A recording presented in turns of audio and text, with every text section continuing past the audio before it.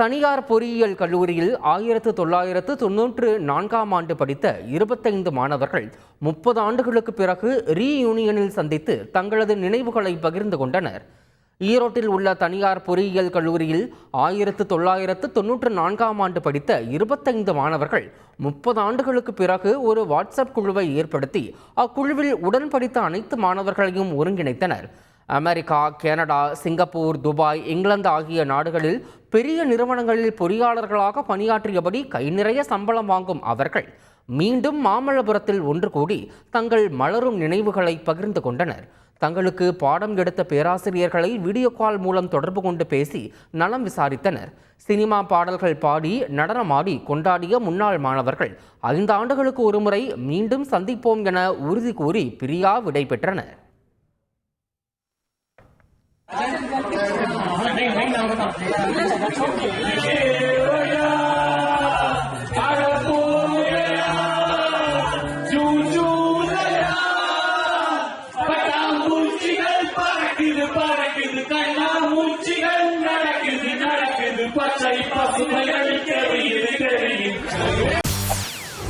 செய்திகளை உடனுக்குடன் தெரிந்து கொள்ள உடனே சப்ஸ்கிரைப் பண்ணுங்க.